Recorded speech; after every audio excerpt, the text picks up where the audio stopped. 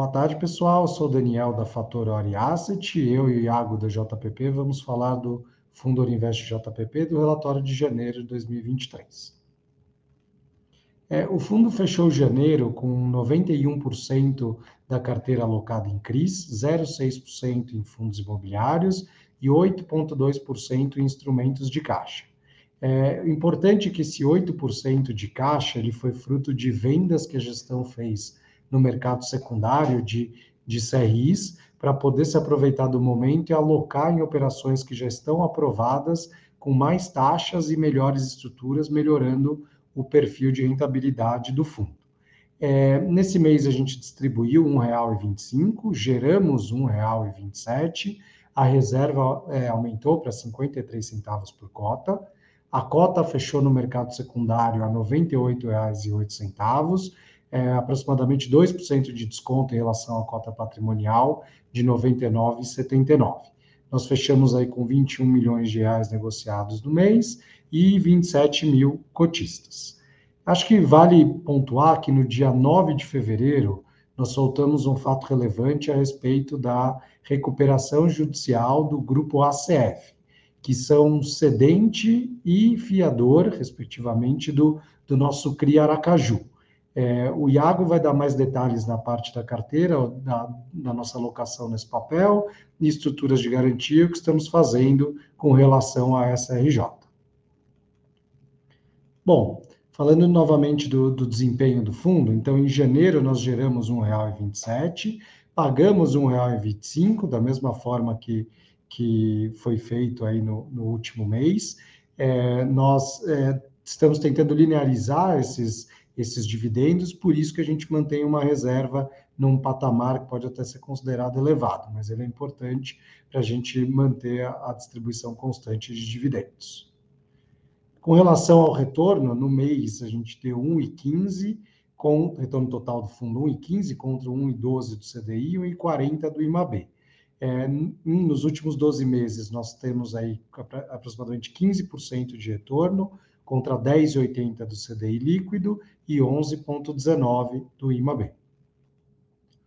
Voltando aqui no dividend yield, então, conforme falei, no último mês a gente distribuiu 1,25 em dezembro, em janeiro nós repetimos esse 1,25, o dividend yield anualizado ficou em 15,29 e nós temos ainda aí reserva para continuar mantendo esse patamar de distribuição.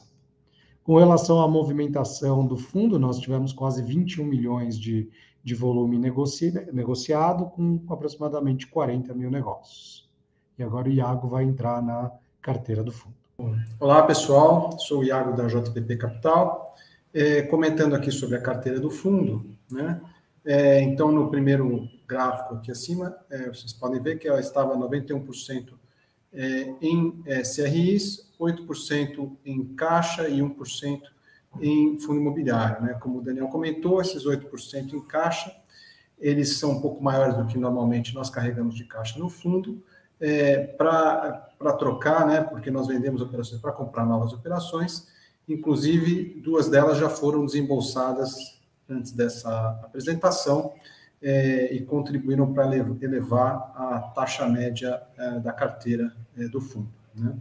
Aí os demais gráficos com as alocações por setor, por tipo, e também a distribuição por indexador e taxa média ponderada da carteira. A gente pode ver lá 2/3 da carteira IPCA mais 7,4%, 30% CDI mais 4,8% e 4% IGPM mais 6,2%. Essas são as taxas de emissão.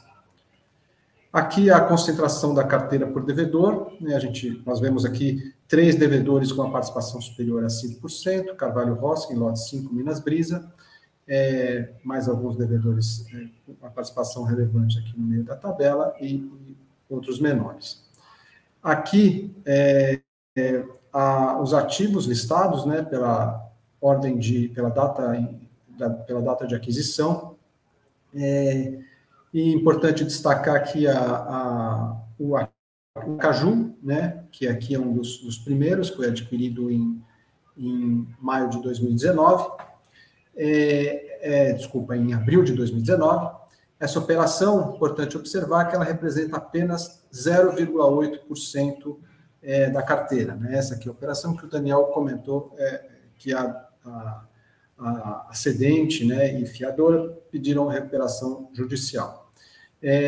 Em termos de dividendo, o resultado que essa operação tem contribuído para o fundo representa menos de 0,01 centavos, né? Então, é uma operação que é pouco representativa para o fundo. Ainda assim, estamos tomando todas as medidas, justamente com os demais investidores, para proteger os interesses do fundo e dos cotistas. Lembrando que essa é uma operação garantida por alienação fiduciária do imóvel e a cessão fiduciária dos aluguéis dos espaços no shopping, né? Essa alienação fiduciária, nós entendemos que o valor desse imóvel é significativamente superior ao valor da dívida, né, do saldo devedor. Aqui a gente também aproveita para comentar a respeito do Cricoteminas, né? Essa foi realizada uma assembleia dessa operação no mês de dezembro, né? A operação houve a quebra de alguns covenants, né, alguns índices financeiros da operação, e por isso foi chamada a assembleia, né, para decidir se os investidores aceitariam ou não. Os investidores votaram por aceitar, mas tendo como contrapartida uma elevação da taxa da remuneração da operação, né, que era de inflação mais 8%, passou para 9,25%, exclusão de uma condição que previa a queda dessa taxa ao longo da vida da operação, inclusão de um prêmio flat de 1,5% sobre o saldo devedor, pago semestralmente, enquanto esse covenant dívida líquida EBITDA ficar acima dos 2,5%, e inclusão de eventos de amortização antecipada em caso de venda de ativos e a inclusão de novos fluxos na operação. Aqui a distribuição do LTV, né? Observando novamente aqui o CRI Aracaju, né? Ali onde aparece com LTV de 31,4%, né? Inclusive um LTV inferior à média da carteira. E aqui, por fim, a distribuição por classificação de risco, né? Pelas nossas notas, pelo rating. Tivemos uma concentração aqui no segmento A3, AB duplo A2, lembrando que esse é um fundo com mandato que não é nem high grade, nem high yield, estamos nessa faixa intermediária, justamente aqui onde nós gostaríamos de estar, pelo perfil de risco das operações.